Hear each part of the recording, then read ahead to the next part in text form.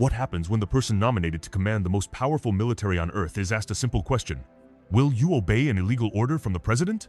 In a tense confirmation hearing, this wasn't a hypothetical exercise. It was a direct challenge, rooted in recent history, posed by a senator with first-hand combat experience to the man who could soon be the nation's next Secretary of Defense. The exchange that followed was a masterclass in political maneuvering and rhetorical evasion, as the nominee repeatedly deflected, pivoted, and refused to give a straight answer. A far more chilling question emerged. Does a refusal to affirm your allegiance to the Constitution, in fact, reveal where your true loyalties lie? For those who I haven't met in my 1 week that I've been sworn into the Senate, I'm a CIA officer recruited after 9/11. I did 3 tours armed in Iraq alongside the military, and have worked for 4 different secretaries of defense, both Democrat and Republican, proudly, and watched them make decisions that literally determine the life and death of Americans in the dark of night. I'm also a Democrat representing a state that Trump won, right? We both won on the same ballot. So I understand that President Trump has the right to nominate his people. We are going to have policies that we disagree with. All of that, to me, comes very standard.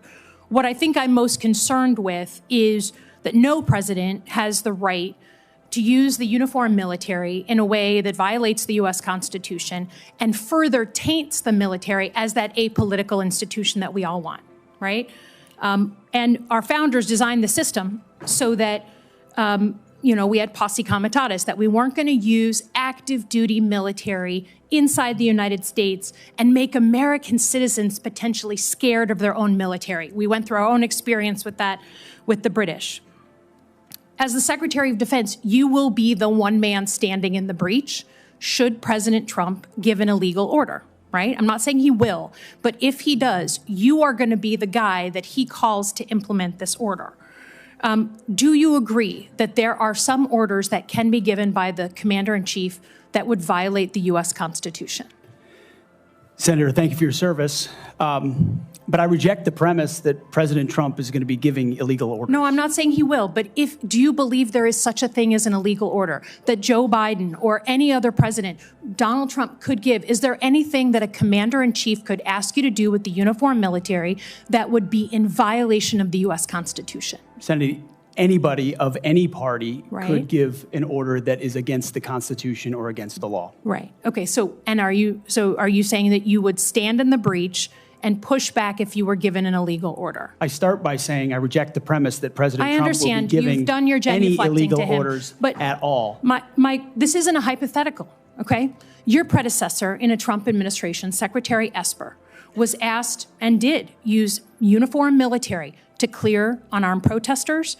He was given the order to potentially shoot at them. Helos flew low in Washington, D.C. as crowd control. He later apologized publicly for those actions. Was he right or wrong to apologize? Senator, I was there on the ground. And I saw I understand, the and myself. I respect that. I've been there. But you're I about understand to the be level the of threat Secretary of Defense. that was involved in that moment. I Was also he right understand to? So he was legality and the Constitution. Sir, was he right and the or laws of wrong what you to have. apologize? I'm not going to put words in the mouth of Secretary Esper or anybody else. He said them himself. You don't have to. What are you scared of? Did he do the right thing by apologizing? I'm not scared of anything, Senator. Then say yes or no. You can say no. I'm interested in upholding the laws and the Constitution in any particular scenario. Donald Trump asked for the active duty 82nd Airborne to be deployed during that same time. Secretary Esper has written that he convinced him against that decision. If Donald Trump asked you to use the 82nd Airborne in law enforcement roles in Washington, D.C., would you also convince him otherwise? I'm not going to get ahead of conversations I would have with the president. However, there are laws and processes inside our Constitution that would be followed. President Trump said in November that he is willing to consider using the active duty military against the, quote, enemy within. Have you been personally involved in discussions of using the U.S. military active duty inside the United States?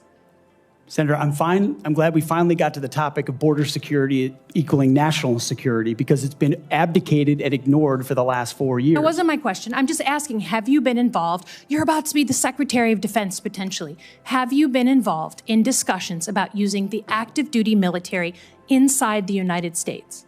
Senator, I am not yet the Secretary of Defense. Right. I'm if just asking. confirmed, I would be party to any number of So you conversations. haven't been in any of these which conversations? I would not reveal what I have discussed with the President of the United States. Just have you been in conversations? You're going to be in charge of 3 million people, the active duty that I know you care about. I believe you care about. So have you been in conversations about using the active duty in any way? Whether it's setting up in detention camps, policing dangerous cities, have you been involved in any of those conversations? Certainly, I have been involved in conversations relating to doing things this administration has not, which is secure the southern border and not allow floods of illegals to enter our country through an invasion that threatens the American people. And there are ways in which the military is already playing a role in that, to include 5,000 National Guardsmen from Indiana and Texas who are at the border right now, allowing for border security. So there is plenty of precedent duty military for military to members staff detention our southern centers. border. Our U.S. military is not trained in law enforcement roles. I think you know that, right? We've seen how that mission is difficult for them in places like Iraq and Afghanistan because that's not the training a uniformed military comes with. Do you support the use of active duty military in supporting detention camps? Senator, everything we will do would be lawful and under the Constitution, but I recognize that this administration has abdicated its responsibility. President Trump is going to restore order at the border, prevent our enemies from invading, and yes, he has said Sir, I get your filibustering. I get it. Part of what happens. In the spirit of preserving the institution that I think we both care about, legitimately, the Uniform Code of Military Justice. I've heard a couple of different things. One, you said you will not change the Uniform Code of Military Justice, which is what governs justice system in the military. Yes or no? You said that earlier. Those are laws, Senator, set by Congress. Okay, so you will not go to change it. You will not attempt to change it. You also said that JAG officers are potentially people who put their own interests in their own medals and promotions ahead of the troops. Senator Lindsey Graham was a JAG officer for most of his life. Is that what you believe about those who implement our justice system in the U.S. military? Senator, I was speaking about particular JAG officers I've had to deal with in my military experience. Are you going to get not involved? About a member of the United States Senate. Are you, as Secretary of Defense, going to get involved in the implementation of the U.S. Military Code of Justice? Senator, ultimately, it will be a big part of my job to evaluate decisions vis-a-vis the Uniform Code of Military Justice. Yes. Have you seen is CQ Brown on your list in the Warrior boards to be removed from his position? Senator, every single senior officer will be reviewed based on meritocracy, standards, lethality, and commitment. The confrontation we witnessed was more than just political theater. It was a forensic examination of loyalty, principle, and the guardrails of American democracy. On one side stood the interrogator, a Democratic senator whose credibility was forged not in political chambers, but as a CIA officer on armed tours in Iraq. She represents a constituency that voted for the very president whose potential actions she questions, giving her a unique, non-partisan footing. Her strategy was surgical, to strip away hypotheticals and force the nominee to confront real-world precedents. She invoked the ghost of a recent past, the use of uniformed military to clear unarmed protesters under former Secretary Esper, an act for which he later publicly apologized. She wasn't asking about a fantasy. She was asking about a repeat of documented history. On the other side was the nominee, a man on the verge of immense power. His objective was singular: survival. His performance was a masterclass in rhetorical defense. His primary weapon was the rejection of the premise. By refusing to entertain the possibility that the president would issue an illegal order, he dodged the core question entirely. It's a clever tactic. It feigns loyalty to the president while avoiding a direct answer about his loyalty to the Constitution. When pressed with the specific example of Secretary Esper, he refused to judge, stating, "I'm not going to put words in the mouth of Secretary Esper," despite the senator's retort that Esper had already spoken for himself through his public apology. The nominee's second key tactic was the pivot. When the senator cornered him, asking directly if he had been involved in discussions to use active-duty military inside the United States against the so-called enemy within, the nominee executed a jarring shift in topic. Suddenly, the conversation was about border security and an invasion of illegals. This pivot served two purposes. First, it completely evaded the dangerous question being asked.